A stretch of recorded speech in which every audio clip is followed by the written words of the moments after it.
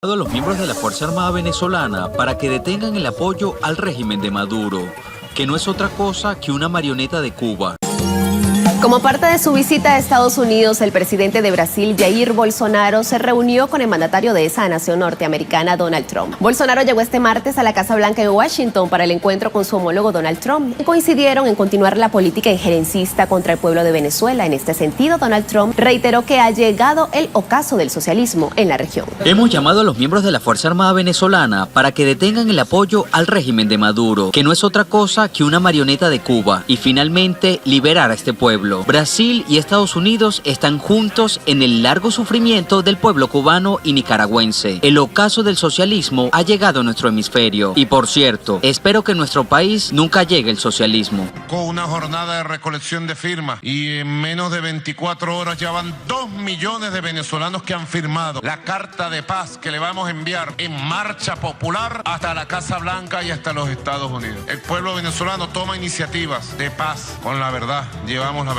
Por eso esta rueda de prensa. Se ha fabricado una crisis contra Venezuela y esa fábrica tiene un frente mediático diario donde se miente y se miente y se miente sobre Venezuela, donde nuestros argumentos y nuestra fuerza y nuestro poder es invisible, y esta rueda de prensa tiene siempre el interés de que los invisibles seamos escuchados. A nombre de los invisibles hablo a los pueblos del mundo. El gobierno de Nicolás Maduro y las Fuerzas Armadas de Venezuela elaboran un plan conjunto para proteger y defender los servicios estratégicos del país. Esta medida se toma tras el apagón masivo generado por un dice Caracas desde Estados Unidos. Mientras, los militares que desertaron y juraron lealtad al dirigente opositor Juan Guaidó denuncian que se sienten abandonados y ahora los obligan a desalojar los centros de acogida en Colombia. A otros temas, el pueblo venezolano sigue alerta luego del apagón nacional sufrido la semana pasada, producto de un acto de sabotaje que se apagó y que se encendió el pasado 7 de marzo. Con esa pregunta, periodistas, historiadores y ciudadanos abordaron el tema en un conversatorio donde los relatos de resistencia popular fueron los protagonistas.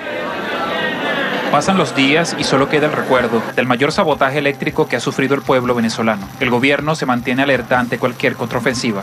El presidente de Brasil afirma estar dispuesto a colaborar con Estados Unidos para solucionar el problema venezolano. Lo ha declarado en una rueda de prensa conjunta con Donald Trump tras su reunión en la Casa Blanca. Sin embargo, Jair Bolsonaro evitó dar una respuesta directa sobre una posible intervención militar en el país vecino. En su primera visita oficial a Washington, el presidente brasileño Jair Bolsonaro fue recibido en la Casa Blanca por el mandatario estadounidense Donald Trump.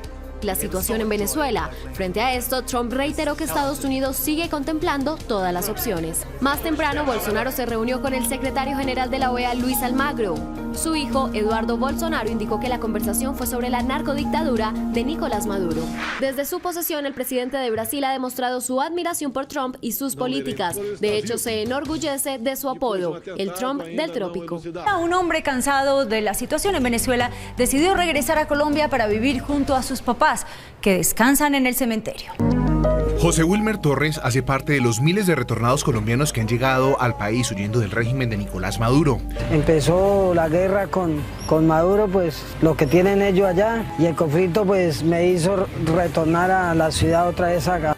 Y el tema de Venezuela también estuvo presente en el discurso de Jair Bolsonaro en Washington. Tras una conferencia con sus ministros en la Cámara de Comercio, llamó a buscar una solución a la crisis venezolana. Bolsonaro también ha asegurado que reconoce la capacidad militar y económica de Estados Unidos y en este sentido ha dicho que deben resolver la cuestión de Venezuela. Ese pueblo tiene que ser liberado y contamos con el apoyo norteamericano para alcanzar ese objetivo. Moscú reitera que no reconoce a Juan Guaidó como presidente interino de Venezuela, si bien aboga por el diálogo dentro de la nación. Así lo declaró Sergei Ryabkov, viceministro de Exteriores de Rusia, tras una ronda de consultas con el enviado especial de Estados Unidos para el país bolivariano, Elliot Abrams. En cuanto al diálogo entre las fuerzas políticas de Venezuela, Ryabkov señaló que es posible solo si no se ejercen presiones desde fuera del país. El vicecanciller afirmó también que durante las consultas Rusia advirtió a Estados Unidos contra una posible intervención militar. El alto cargo considera que la Casa Blanca dispone de planes para utilizar la fuerza militar en la nación bolivariana. bolivariana. Moscú agrega que los problemas humanitarios de Venezuela son evidentes para ambas partes, pero insta a que la ayuda llegue solo con la asistencia de la ONU. Moscú empezó a entender mejor el enfoque de Washington. Buenas tardes. El presidente encargado de Venezuela, Juan Guaidó, tras reunirse con trabajadores y sectores sociales, aseguró que un cambio de ministros, el régimen de Nicolás Maduro no solucionaría ninguno de los problemas, pues estos no dan respuesta ni soluciones a ninguna de las situaciones que se dan en Venezuela. Puso como ejemplo el apagón o la falla eléctrica que duró más de 5 días en todo el país. Asimismo, indicó que es preocupante que Nicolás Maduro no salga a dar los anuncios, sino que lo haga a través de voceros. Producto de la ineficacia de un régimen que por cierto está desaparecido, un régimen que por cierto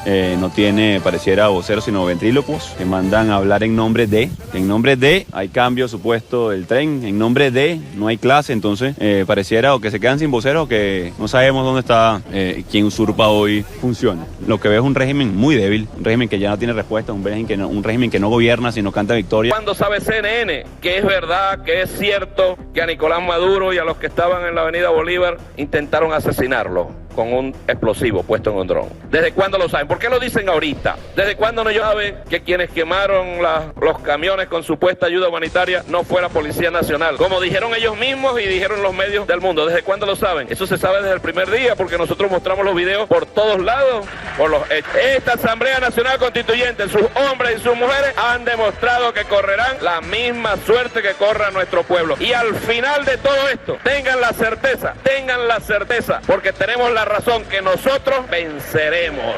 Te guste a ti, Marco Rubio, o no te guste, nosotros venceremos. No tienen chance. Ríndanse, que están rodeados. República Bolivariana de Venezuela, Asamblea Nacional Constituyente, acuerdo constituyente de reconocimiento y felicitación al pueblo venezolano, a la Fuerza Armada Nacional Bolivariana y al gobierno bolivariano del presidente constitucional de la República Bolivariana de Venezuela, Nicolás Maduro Moros, por la victoria popular ante el golpe eléctrico a través de un ciberataque terrorista al sistema eléctrico nacional ejecutado por el imperio estadounidense y sus lacayos del oposicionismo venezolano el pasado 7 de marzo de 2019. Lo que tenemos que hacer, porque yo pedí la palabra hoy porque las manifestaciones de odio contra el pueblo valiente, el pueblo que construye, el pueblo que es solidario, que trabaja en colectivo, como lo hemos debatido la tarde de hoy aquí, en momentos como estos se ponen de manifiesto, ¿no? Pero viendo al comandante en esa campaña, tú lo viviste ahí conmigo, Diosdado, y mucho, cuando decían que no estaba enfermo, cuando le negaban los permisos para irse a curar, cuando hubo tanto desprestigio contra la figura del comandante, se burlaron del dolor del comandante, aquella frase de se murió y nadie se lo puede devolver, en fin, todo lo que hemos vivido porque estamos reclamando el derecho nuestro y de toda Venezuela y de los pueblos del mundo a vivir. Hay que denunciarlos donde se metan y algún día tiene que haber justicia y de aquí tiene que irse una comisión directamente al Tribunal Supremo de Justicia y una comisión a la Fiscalía General de la República a exigirle entregar este exhorto a las autoridades para que haya justicia. Esto no le podemos dar más larga. Dar más larga. Yo le pido a la compañera Madeleine García, comunicadora, si es tan amable, nos cuente parte de sus experiencias. Desde aquí de la tribuna de oradores está usted invitada, joven. Es distinto entrevistar que pararse aquí. Sí. Yo que se lo digo. Sí, tengo nervios, porque es que no me da nervios cuando estoy en guerra, con las bombas y eso sí no. Pero aquí, delante de todos ustedes, bueno, antes de decir o comenzar a explicar todo, ¿no? Porque el hecho de decir la verdad o lo que ocurrió, bueno, llevó a una serie de amenazas. Incluso a Patricia Villegas, la presidenta del canal, igualmente, las fotos que fueron colgadas del puente de Ureña por nuestros patriotas cooperantes, pues hizo que eso desatara una ola de amenazas y en definitiva, bueno, publicaron mi teléfono, la dirección de mi casa y paré de contar. Voy a comenzar a explicar un poco como el relato de lo que ocurrió el día 22 y 23, porque de allí se derivan todas estas amenazas y lo que ocurrió. El 22 de febrero comenzaba la cuenta regresiva para la entrada de la supuesta ayuda humanitaria.